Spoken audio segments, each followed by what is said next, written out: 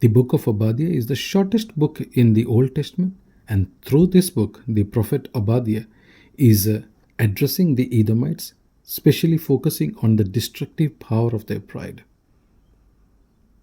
The Edomites' pride was dependent on four factors, namely their geographical location in verse 3, their wealth in verse 5 and 6, their political alliances in verse 7, and their wisdom in verse 8.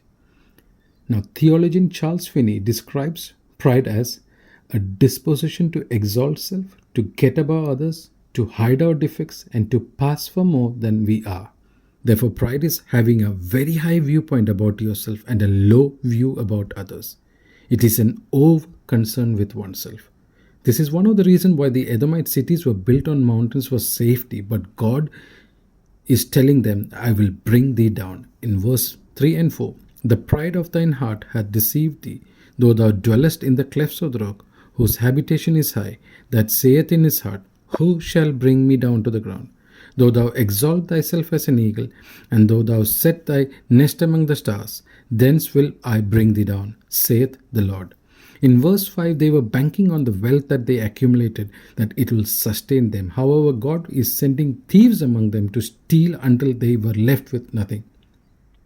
In verse 7, it is their allies that they were counting on for help. However, God is converting or changing their allies into his own spies. In verse 8, God is telling them that even your smartest men will die before they can hatch a plan. Your champions will melt in fear, says the Lord. Shall I not in that day, saith the Lord, even destroy the wise men out of Edom, and understanding out of the mount of Esau? So therefore, it was the Edomites' secret fondness to be noticed, or their love for supremacy, that they were drawing attention to themselves.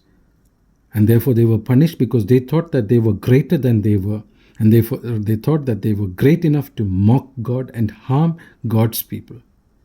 For God says in Proverbs chapter 8 verse 13, I hate pride and arrogance.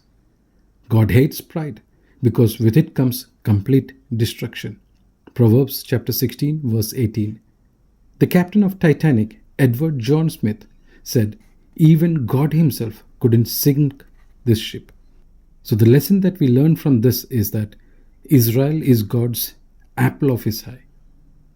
Deuteronomy chapter 32 verse 10. He that toucheth Israel toucheth his eye. Zechariah chapter 2 verse 8. So I want to leave you with three questions. Are you living a self-serving manner? Secondly, are you blindly following your heart's desires without considering the effects on others? Finally, are you struggling to set aside your desires for God's? God bless.